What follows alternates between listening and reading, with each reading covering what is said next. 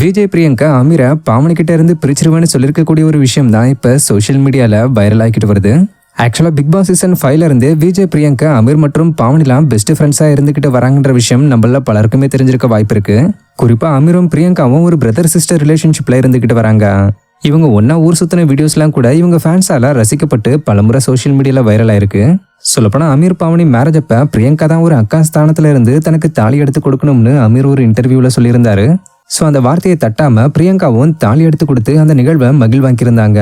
இந்த அளவுக்கு ஒரு ஃப்ரெண்ட்ஷிப்பானு பலரும் ஆச்சரியப்படுற வகையில தான் இவங்களுடைய நட்பு இன்னைக்கு வரைக்கும் இருந்துகிட்டு வருது.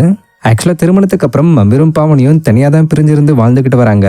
அதாவது இந்த ஒரு முடிவு எதுக்காகனா அமீர் தன் கூட இருந்த அவருடைய ஆசைகளையும் கனவுகளையும் நோக்கி ஓட மாட்டாரு, தன் கூட தான் அதிக நேரம் செலவழிப்பாரு. சோ அமீர் அவருடைய கோலை அடையணும்ன்றதுக்காக தான் நாங்க 2 பேரும் சேர்ந்து இந்த ஒரு முடிவை எடுத்து திருமணம் ஆகியும் 2 பேரும் பிரிஞ்சு தனித்தனி வீட்டுல இருந்துகிட்டு வரோம்னு பாவனி ரீசெண்ட் இன்டர்வியூல சொல்லியிருந்தாங்க.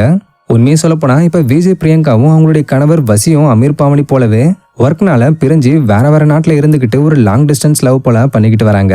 இப்படி இருக்கிற நிலையில விஜய் பிரியங்கா ரொம்ப நாள் கழிச்சு தன்னுடைய ஃபேன்ஸ் கூட சேட் பண்றதுக்காக ரீசெண்டா இன்ஸ்டாகிராம்ல Q&A செஷன் ஸ்டார்ட் பண்ணிருக்காங்க.